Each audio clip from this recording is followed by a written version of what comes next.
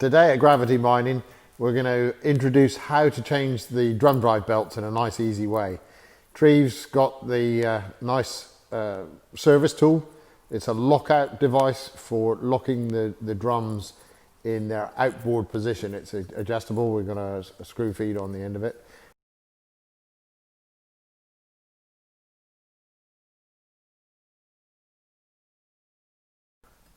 There, it's adjusting it out. There we are. Okay, so the lockout device is installed now. You can see it where it rests. It goes through the hole in the drum drive pulley, locks in there, and then at the back it locks into the chassis frame and holds it in position. So that can't move. And if you rotate the drum a little bit, Treve, you can see that it's locked in its outboard position. So the first thing we do once we've locked it in position, the lockout is on its external position, we loosen all the bolts off, and then after all the bolts are loosened back around about 12 millimeters, about that distance, and are all done, then we can drop the crankshaft back and leave a gap between the push-pull bracket and the stub shaft. So loosen all the bolts on the push-pull bracket, pull the bolts back to around about 12 millimeters, and that will allow us then to release the load on the push-pull bracket. So Treve, if you pull back on the crankshaft, you'll see it pull back against that. As you turn the flywheel, you'll increase the gap. Now we're going to put a spanner in between the push-pull bracket and the stub shaft.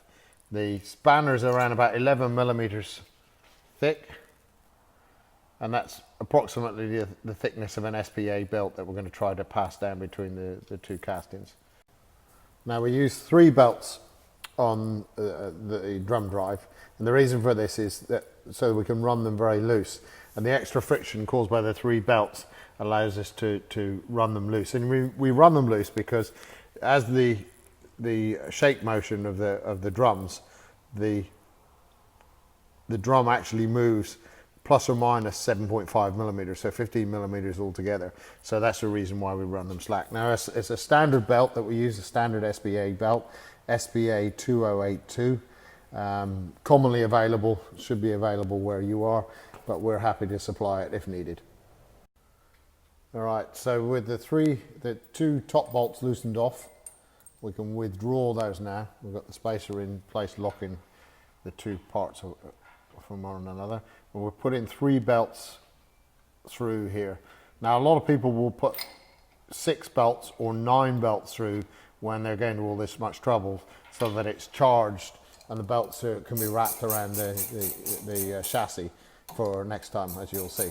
So once those belts have been pushed through, we can tighten up the top 2 bolts, and we loosen off the outside bolts as Treve is doing there. We'll loosen those off.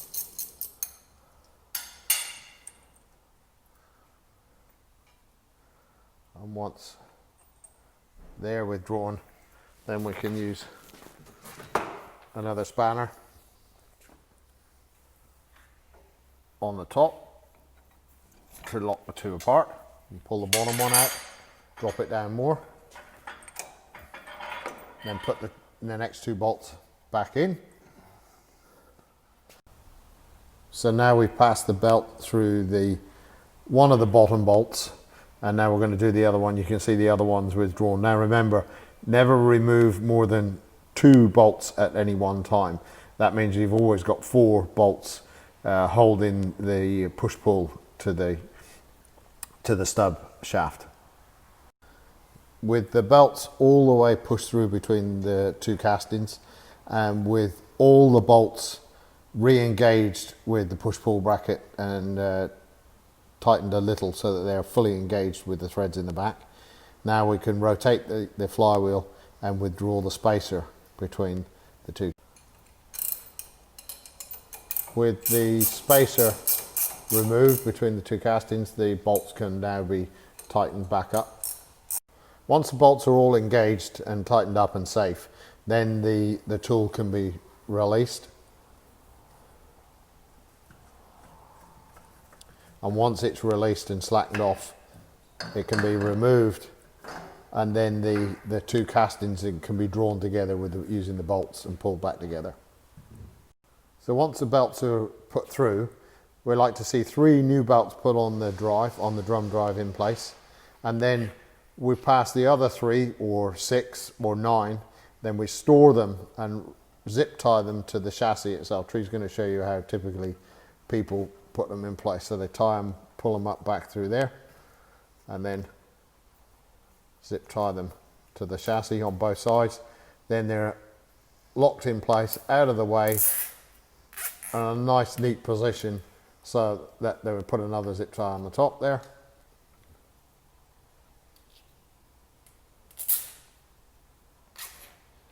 Then they're zip tied in a nice neat position, so that when you do break a belt, and when we do have a failure, you don't need to go through the whole process that we've just done.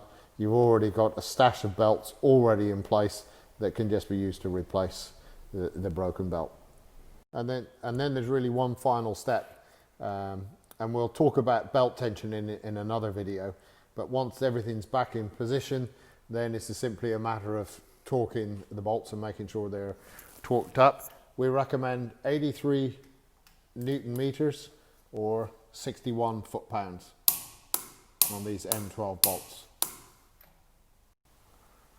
And that's how we replace belts at Gravity Mining. See you next time.